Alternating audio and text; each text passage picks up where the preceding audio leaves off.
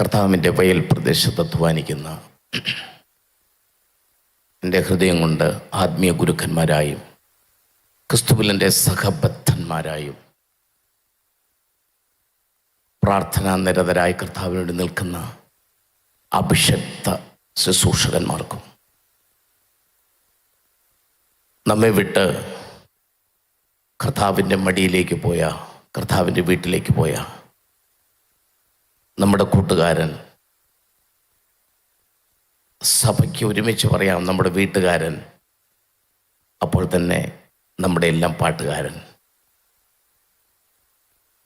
പ്രിയ ജിജിൻ്റെ wife plus മോള്, മാതാപിതാക്കള്, സഹോദരങ്ങൾ, അഭ്യുതകാംക്ഷികളായി സ്നേഹിതരായി കടന്നു വന്ന പ്രിയപ്പെട്ടവർ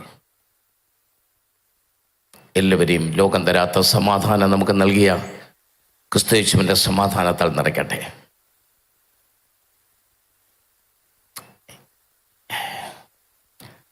ട്രിവാൻഡ്രത്ത് നടന്ന പബ്ലിക് വ്യൂവിങ്ങിലും ഇന്നലെ ഞാൻ പങ്കെടുത്തിരുന്നു. ഇന്ന് വെളുപ്പിനെ 3 മണിക്ക് എഴുന്നേറ്റ് ട്രിവാൻഡ്രത്ത് നിന്ന് ഉടനെ ട്രെയിൻ ബുക്ക് ചെയ്യാൻ പറ്റാത്തതുകൊണ്ട് കാറിൽ അവിടെ നിന്ന് യാത്ര ചെയ്താണ് ഞാനും എൻ്റെ ബ്രദറും ഇവിടെ എത്തിയത്. കഴിഞ്ഞ ഞായറാഴ്ച രാത്രി 8 മണി മുതൽ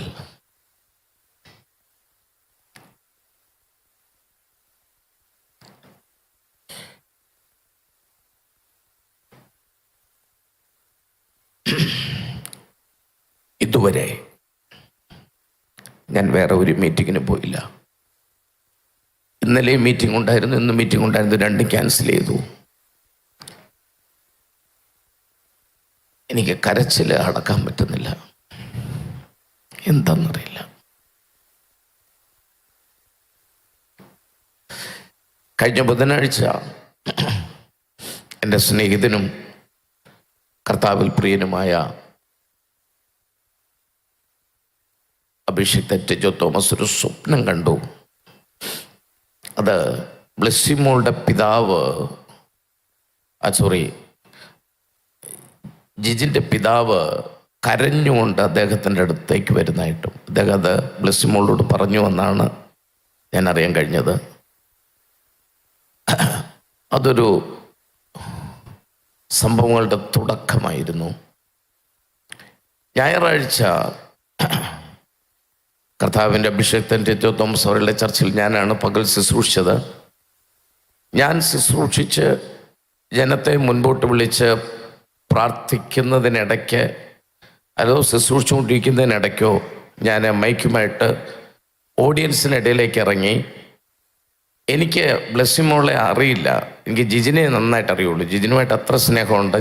ബ്ലെസ്സിമോളെ ഞാൻ അതിനു മുമ്പ് ഐഡൻറ്റിഫൈ ചെയ്യുന്നില്ല.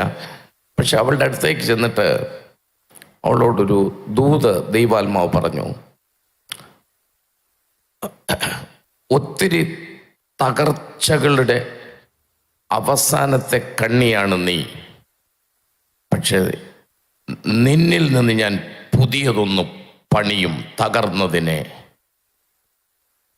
പ്രശ്നമുള്ളത് ഓർക്കുന്നുണ്ടെങ്കിൽ പിന്നെയാണ് എനിക്ക് ദേവദാസൻ പറഞ്ഞത്, മരണമൊക്കെ കഴിഞ്ഞാണ് ഇത് ഇന്നാരുടെ വൈഫാന്നൊക്കെ ഞാൻ അറിയുന്നത്. അപ്പം ദൂത് പറയുമ്പോൾ എനിക്കറിയില്ല. അത് ഇങ്ങനെ തകർത്തിട്ട് ദൈവം പുതിയതൊന്നും പണിയുന്നു എന്നൊന്നും നമ്മളൊരു പ്രൊഫസി പറയുമ്പോൾ പോലും നമുക്കറിയില്ല. അതിനുശേഷം ഞാൻ വചന ശുശ്രൂഷിച്ചിരുന്ന ശേഷം കർത്താവിൻ്റെ അഭിഷേക് ടെജോ തോമസ് എഴുന്നേറ്റു. അദ്ദേഹം എഴുന്നേറ്റിട്ട് പറഞ്ഞു, ഈ നവംബർ മാസത്തിന് മുമ്പ് ഈ ദിവസങ്ങളിൽ കർത്താവിൻ്റെ ശുശ്രൂഷകന്മാർ മരിക്കുന്നു. അതുകൂടാതെ അദ്ദേഹം പറഞ്ഞു,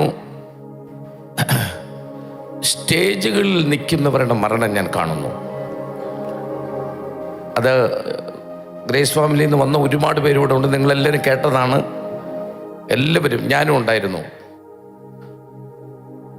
അന്ന് ശുശ്രൂഷ കഴിഞ്ഞ് ഈ അഭിഷക്തൻ വളരെ ചിരിക്കാനുള്ളതല്ല, എങ്കിലും ചിന്തനീയമായൊരു കാര്യം പറഞ്ഞു. ഈ വാക്ക് കേട്ട ശേഷം പലരും തിരുവത്താഴം ഒന്നും എടുത്തില്ല. കാരണം ഇത് ഹേതുവായി എന്നൊരു വാക്യം കിടപ്പുണ്ടല്ലോ കൊരിന്ത്യർ ലേഖനത്തിൽ. ഇത് നടന്ന സംഭവമാണ് ഞാൻ പറയുന്നത്. ചിലർ തിരുവത്താഴം എടുത്തില്ല.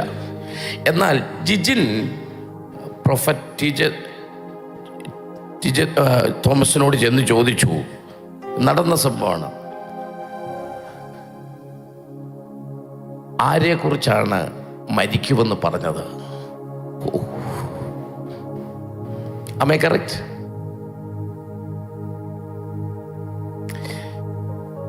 പ്രൊഫസി, ദൈവം സംസാരിക്കുക, ദൈവം ഇടപെടുക എന്നൊക്കെ പറയുന്നതിനെ പരിഹസിക്കുന്നവരെ വരെ ഞാൻ കണ്ടിട്ടുണ്ട്. പക്ഷേ റൈസൺ തോമസ് ഇവിടെ നിന്ന് പ്രാർത്ഥിച്ചപ്പോൾ ഞാൻ ആ പെട്ടിയിൽ ചെന്ന് കൈവച്ചത്, ലോകം എന്നെ നാളെ എന്തു പറഞ്ഞാലും I will suffer. I will ready to suffer. I will ready to cross all the criticisms I already crossed. എനിക്ക് അതിനെ കുറിച്ച് ഭാരമില്ല. പക്ഷെങ്കിലും ആ മനുഷ്യൻ ഉയർത്തു വരുന്നത് കാണാൻ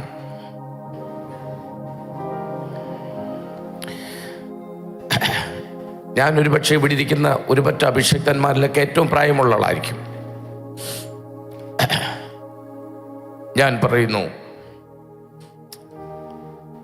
നാളെയുടെ നീളകളിൽ അത് സംഭവിക്കും. ഇന്നും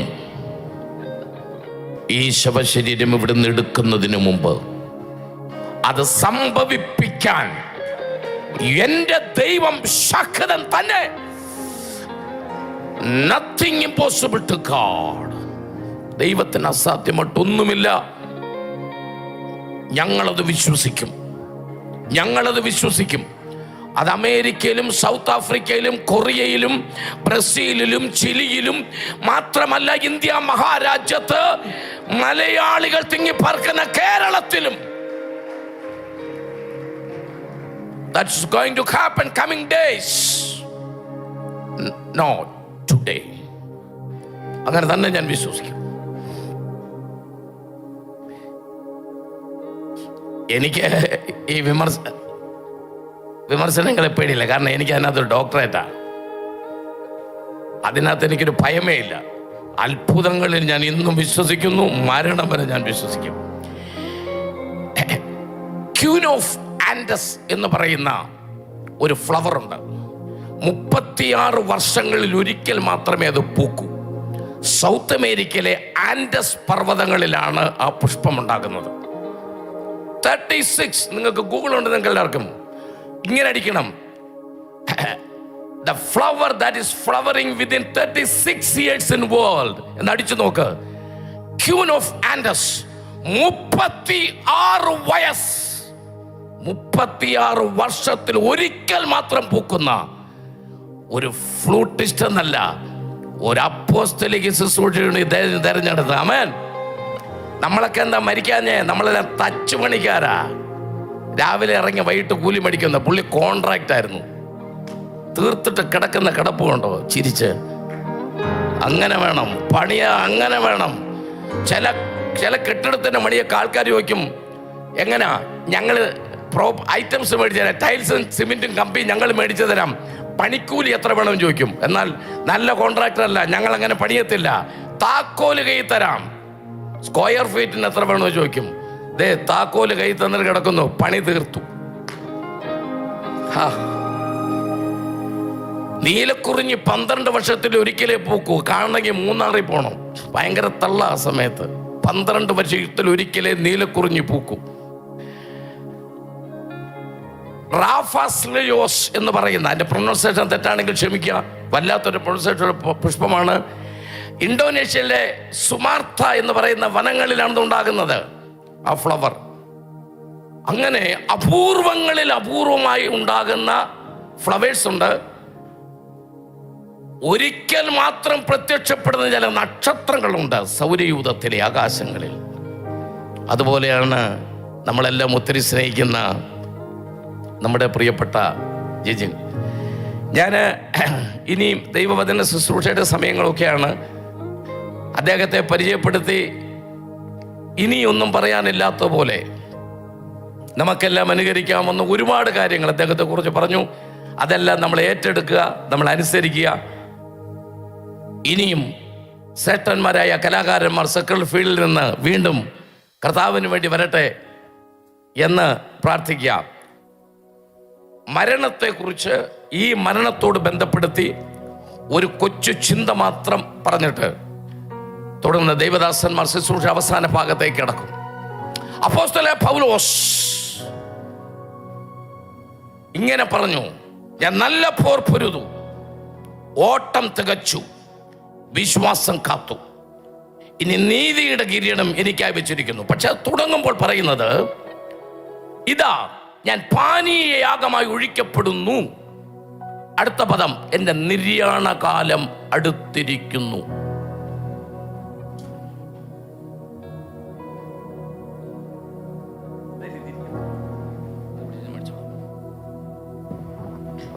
ഞാൻ ഈ മൈക്രോഫോൺ ഒന്ന് എടുക്കുക.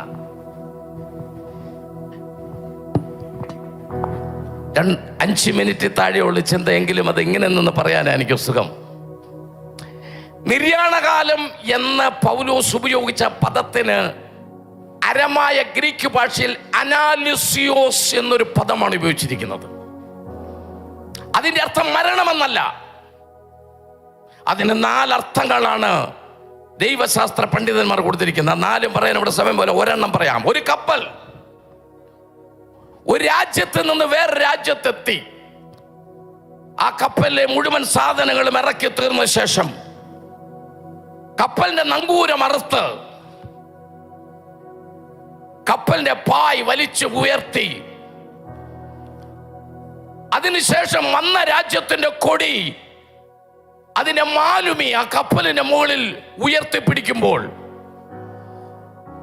ഒരു തകര കൊടര് പോലുള്ള ഒരു ഊത്തിനകത്തുകൂടി ഒരു പ്രത്യേക സാധനത്തിലൂടി അതിന്റെ പ്രധാനപ്പെട്ട ഒരാൾ കപ്പലിന്റെ മുകൾ തട്ടിൽ കയറി നിന്നിട്ട് മുഴുവൻ ജോലിക്കാരും കേൾക്ക വിളിച്ചു പറയുന്ന ഒരു പദമാണ് അനാലിസിയോസ് എന്ന് പറഞ്ഞാൽ നമ്മൾ വന്ന രാജ്യത്തേക്ക് ഈ കപ്പൽ തിരിച്ചു പോവുകയാണ്, സാധനം ഇറക്കി തീർന്നു.